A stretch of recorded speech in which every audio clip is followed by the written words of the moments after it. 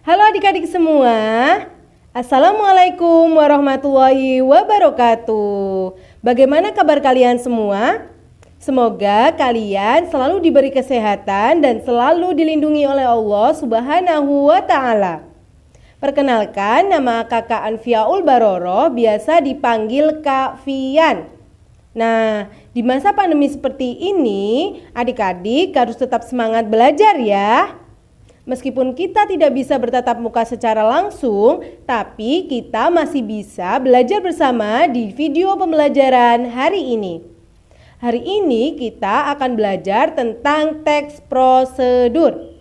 Nah, dari kata-katanya sih kalian pasti sudah tahu ya apa itu prosedur. Tapi sebelum kita membahas secara lanjut apa itu teks prosedur, kakak akan memberitahukan kepada kalian semua tujuan dari pembelajaran hari ini. Tujuan dari pembelajaran hari ini yaitu agar kalian semua mampu mengidentifikasi teks prosedur dan mampu menyimpulkan isi teks prosedur tentang cara melakukan sesuatu yang dibaca dan didengar. Mari kita lanjut pembahasan berikutnya. Kira-kira apa ya contoh teks prosedur di dalam kehidupan sehari-hari? Oh iya, ini kan di masa pandemi ya adik-adik.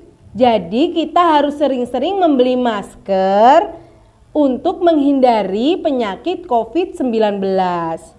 Awal pertama kali kakak membeli masker ini, kakak tidak tahu bagaimana cara memakai masker dengan baik dan benar. Karena masker ini harus benar menggunakannya, mana yang bawah dan mana yang atas. Tapi kakak awal pertama kali membeli masker mendapatkan kotak masker. Nah, di dalam kotak masker ini ada petunjuk pemakaian masker.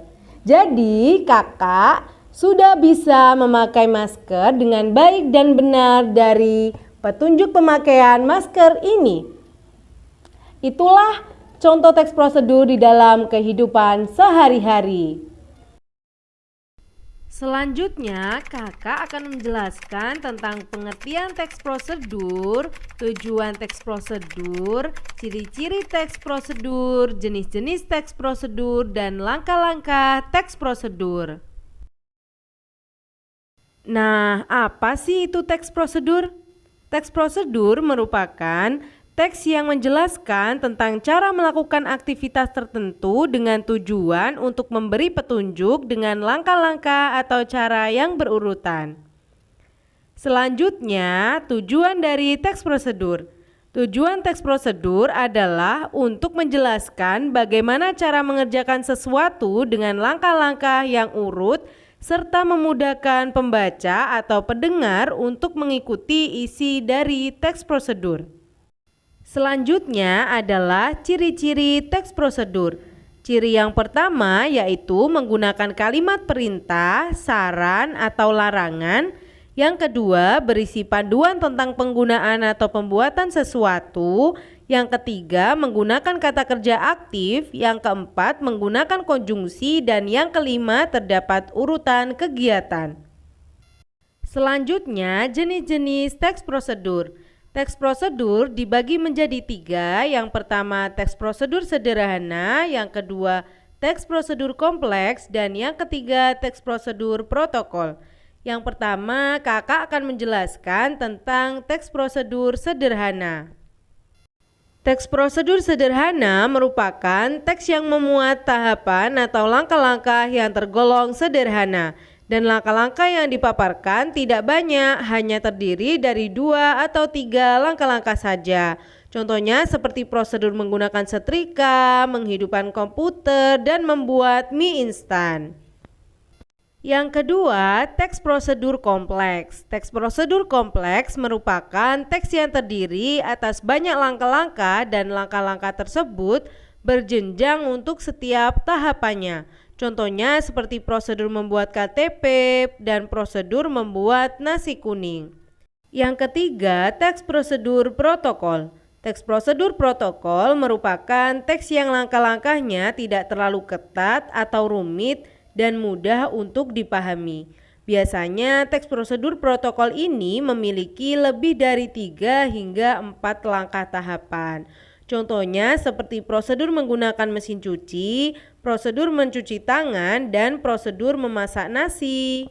Selanjutnya, kakak akan menjelaskan tentang langkah-langkah menyusun teks prosedur.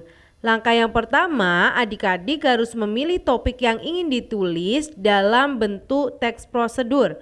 Yang kedua, adik-adik harus menentukan tujuan atau hasil akhir yang ingin dicapai setelah mengikuti langkah-langkah dalam teks prosedur yang akan dibuat. Yang ketiga, adik-adik harus mengurutkan langkah-langkah yang harus dilakukan untuk mencapai tujuan. Dan pada tahap ini, adik-adik harus menulis dengan penjelasan secara detail, objektif, aktual, akurat, dan logis.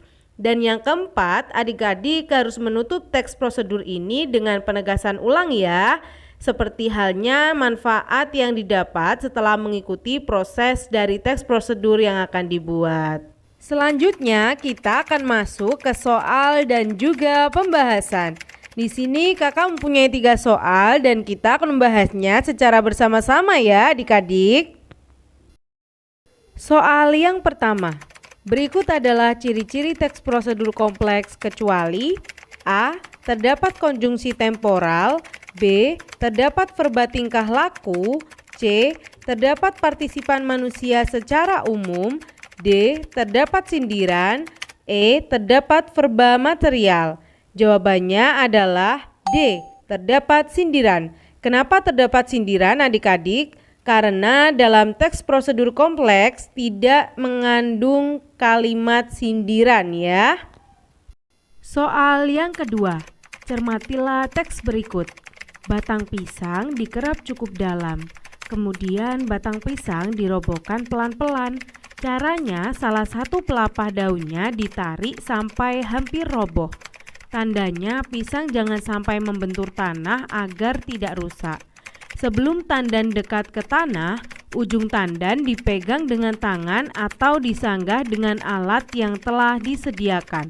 Kutipan tersebut merupakan bagian dari A. Cara memanen buah pisang, B. Cara memanfaatkan buah pisang, C. Tanda-tanda buah pisang siap panen, D. Buah pisang sebagai bahan keripik pisang, E. Manfaat buah pisang selain sebagai buah meja. Jawabannya adalah A. Cara memanen buah pisang. Kenapa jawabannya A? Karena dalam kutipan teks tersebut terdapat kata batang pisang dan terdapat kata caranya ya teman-teman. Jadi itu termasuk kutipan dari cara memanen buah pisang.